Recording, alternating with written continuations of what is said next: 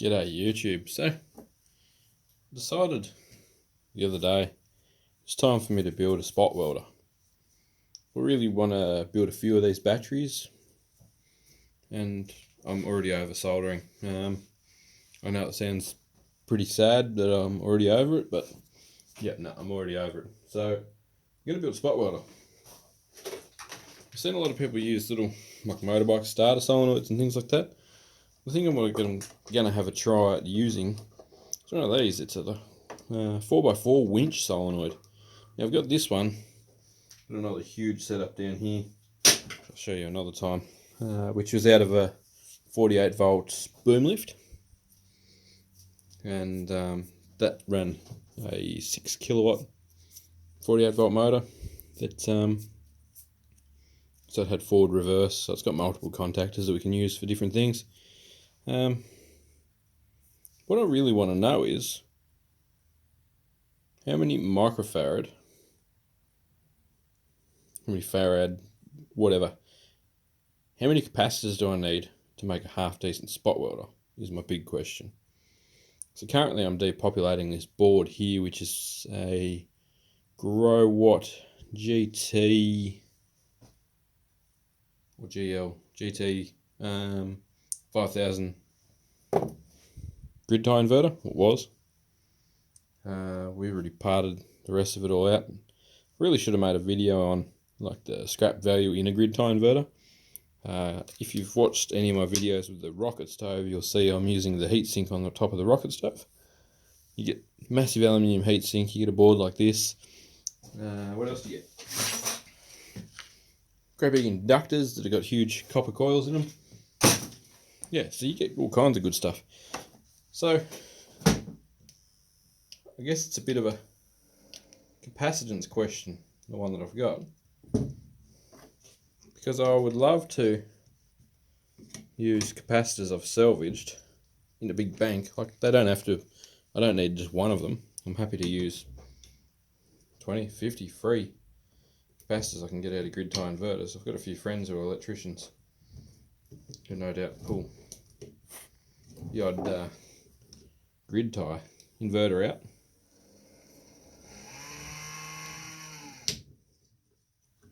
I pulled the turbo button on the soldering iron and kicks the fan in on the power inverter. We're actually running on solar for the soldering iron, because why not? We had sunshine today, so I might as well use it for something. So on this board we've got like, what we got there, 10 of these 1000 farad, 1000 farad, I wish, 1000 UF. So I can't remember if that's micro or pico. Not real great with capacitance. Probably should have done some research before I made a video, but that would have been prepared. Basically, the more of these I can get in a bank, obviously I'm going to be able to make a very large capacitor out of them. They obviously work together as a team. I'm thinking I would like to go a capacitance spot welder. I've seen the transformer style ones with the metal MOT transformers they use out of microwaves. Not really a big fan of running it direct off AC. Much rather run it off low voltage. The obvious reasons is I've got free low voltage. Why would I be wanting to pay for run straight out of AC? Another reason. Oh, I broke that one. Broke the pin. It's alright, she'll survive. Another reason, I don't have a great deal of AC current out to my shed. Realistically, I probably wouldn't want to pull any more than 5 amps for a sustained period of time out here. It's a long way from the house. It only runs off a house circuit. So coming into winter, that's not super practical because the heater in the house will be on a lot of the time. I could run another circuit out here, but that's why would I want to run another circuit out here and then pay for the power to spot weld, basically, when I've got quite a large amount of solar power available out here when it's sunny. So I don't want to go down the track that Peter, for instance, went down with his Gird spot welder. I don't think it's something that they actually got all that right, of the Gird people, or whoever makes them. It's not going to be Gird, but yeah, whoever makes them. Well, I wasn't really a fan of their construction after watching the videos that Pete and a few others made. I think it was Pete and Bruno made a big long video about the inside of it and comparing their two that they had. Not a super big fan of that style of spot welder. Obviously it's going to work, but not my ideal plan. So there's 10 of them there. We can use a relay to throw it out to charge it. So we've got a couple of relays in here. We've got some more. What are they? 390s. So these are thousands. 390s a fair step down. I might leave them for another day. I might not pull them off yet. Got some big resistors I'm going to pluck out of this board as well. We might just grab the coils here. I wonder if they're copper wire or a aluminium one. Look like a copper one. So that's cool. So they have a scrap value. I'm going to start doing some videos about scrapping things and what's worth pulling apart and what's not. From my point of view, obviously it's not going to be everyone's cup of tea. Everyone values their time a little bit differently, and some people like me find it a little bit nice and therapeutic to spend a little bit of time out in the shed with the soldering on, pulling boards apart and salvaging stuff that you probably could easily go out and buy. There's a little solder sucker for a lot of this, so I can actually clean the solder away as I do it. But yeah, so we've got some capacitors for a start. Need to make a stand for the soldering iron. I've seen a lot of people use seals and just car batteries for their spot welders, but I'm not a huge fan of that idea. Continual shock loading on a car battery is not going to do it any real favours. I know it's really the consumable part in the whole system, but oh, this is heavy. What a rig. Get this up on the bench. So yes, I understand that the car batteries are consumable. Some awesome leads here for inverters. We've got to sort through this beast of a setup. So what have we got? Oh, they're only 13s.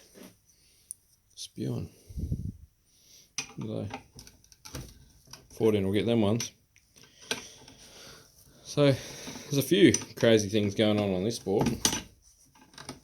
Like I said, this was part of the deal of me getting the motor out of the boom lift, because I wanted this as well. So I only paid like $60 or $80 or something silly for the boom lift motor. Right, I don't know why I was even using a spanner. So, as I was rambling, I don't want to use a lead acid battery style one if I can. I'd love to try it with capacitors. I'm going to say they're probably going to last longer. All these cables are great and super handy when you're hooking batteries and things up. I'm going to keep all of these. I've got a spot on the wall over here where I hang heaps of them. Anytime I go out to the scrapyard and they've got some copper wire in there that's got the eyelets already on it, already pre-made wires. We don't grab them. Sometimes I might probably pay a little bit too much for them as a like a scrap value, but I'm also always going to. It's like a stock market, I guess. If you buy them too expensive, but the price of copper goes stupid in a few years' time. Even if you don't use them, you might still be travelling in a really good spot. I'm going to leave these apart and break this board down so we can see what we've got going on. So that's 3 awesome little jumping cables with eyelets. Bear in mind, this come with just a, like I paid $70 for the motor, and the deal was I took this with it. There's a lot of cable. It's going to need to be processed off this. Oh, that's something I didn't even mention. Come with one of them Anderson plugs. I don't know the actual current rating. We're going to say like 200 amps. It's the big boy. Yeah. Oh, SY350A. 350 amp. Well, there you go. That'll come in handy for something one day. It's got the big hand grip so you can really disconnect it. And that's got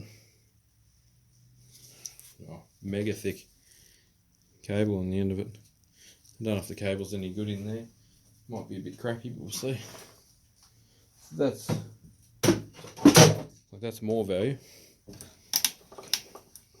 Like, we're not going to go and call up work and quit tomorrow because of the few bits of bonuses we got off this, but you get the picture.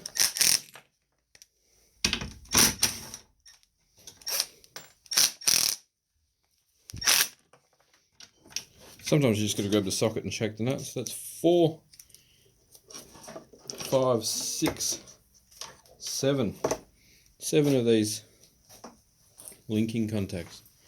That's crazy. Like, surely they're worth good money if you were to buy them new. I don't know. Has anyone bought like little battery jumpers? What are they worth? If they're actually worth like half decent money, drop it in the comments so that you can help a brother out. Someone might read that one day in the future and hang on to them. It's like they're good length, good wire gauge. Like, they'd have to be 8 gauge. Oh no, it says welding cable, heavy duty welding cable, USA. 4 gauge. They're 4 gauge. So that's even more awesome. The lower the gauge number, the thicker the wire.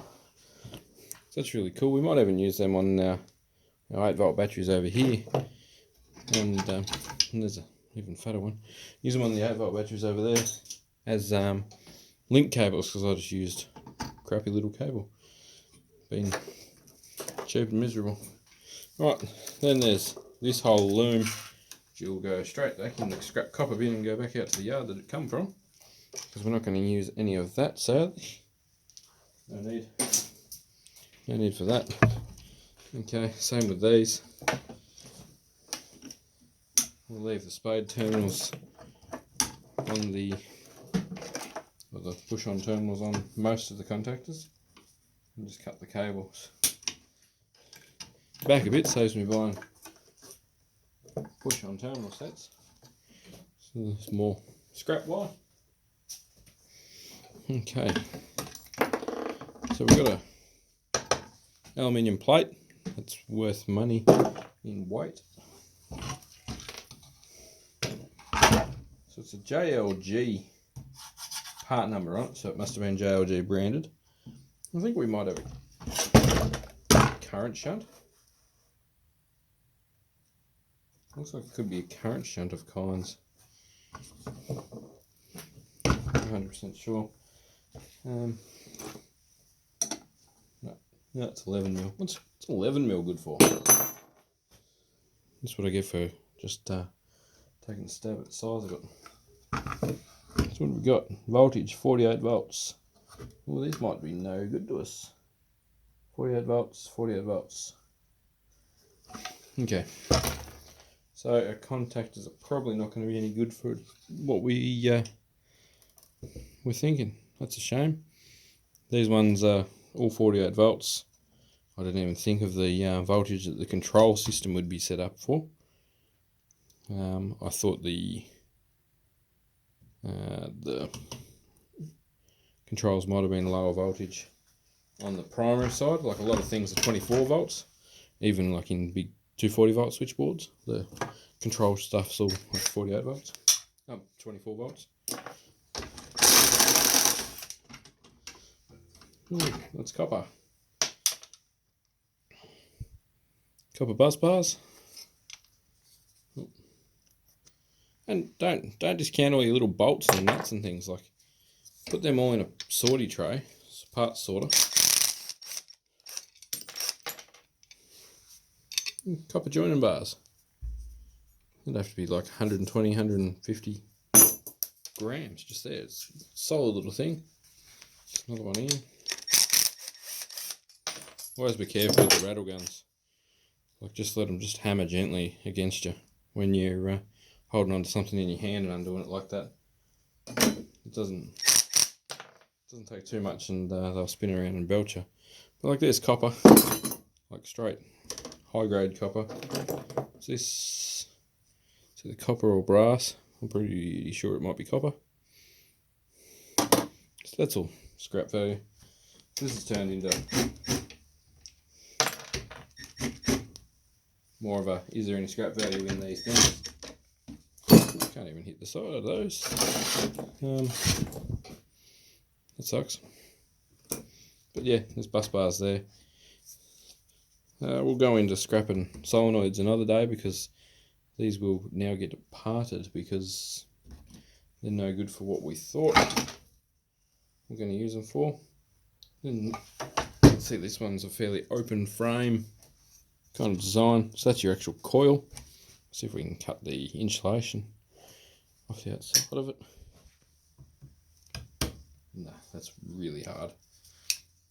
They've probably been warm at some stage as well. Like, this would have been a hired out boom lift that I pulled this out of, so it would have done some serious miles.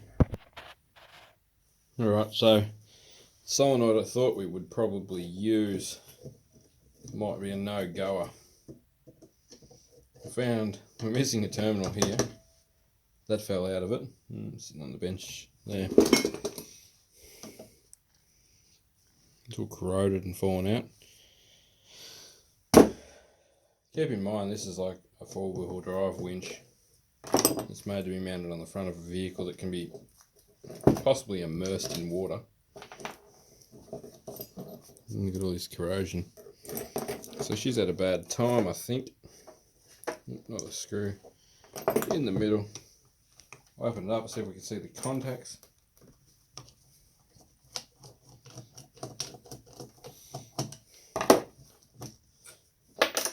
Oh, yuck. Why has the weather got to ruin everything for you? All that moisture's just wrecked this, I reckon. Still move, but not all that well. That screwdriver was way too small for that job. Somehow managed to undo that little machine screw. What do we got? Contact on a copper bar.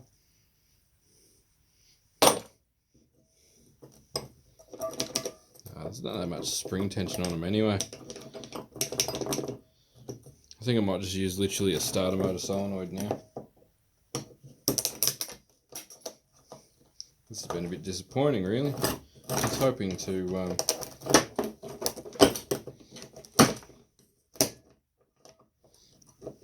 use these kind of components to make us a half decent device. But that's not going to happen. The corrosion's beat us to it. So that's a smash and recover all the non-ferrous metal job now. I can go in the bucket over here with some of the other bits that are like that. Things I love to keep. oh, sorry camera, brass nuts, bolts, screws, washers, because one, they're brass, so minimum they've got a scrap value, and two, they're very, very useful and easy to clean up and reuse. You can stick something like these in like an onion bag, chuck it in the sandblasting cabinet, give them a hit, and they will come up shiny and perfect and clean, corrosion free, and good to use for any number of things. So they're always awesome. Copper bus bars, always awesome. You can make all kinds of things out of them, and like I say, very minimum, they're copper, and in thick and chunky quantities in general. So yeah, the aim of my video today was at least to set up a circuit out of that solenoid, and just a momentary on switch so that we get a click, click, click, click off a capacitor. But that's been a no-go. What we might do, we might charge this capacitor up with, say, 15 volts. There's the power supply there, and 14.8 volts. So that's what we're set at. Let's see if a LED work light.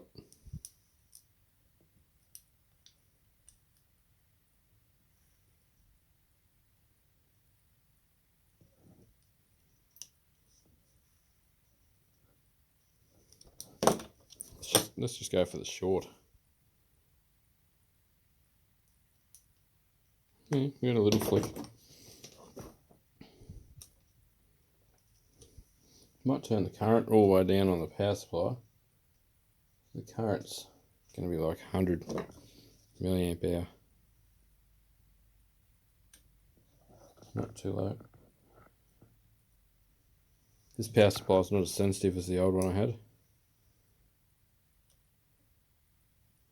Yeah, there's really not that much capacitance stored in these.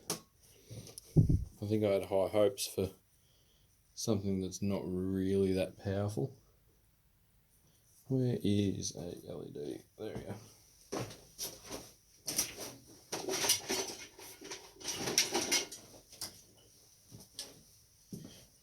LED work light.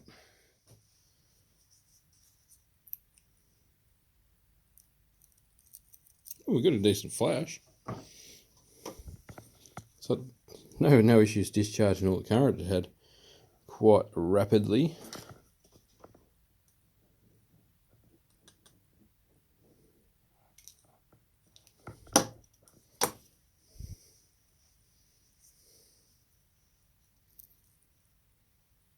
Go again. Yeah, so they definitely work alright. Once again, same question. How many farad, microfarad, whatever, would you say will make a good spot welder power supply?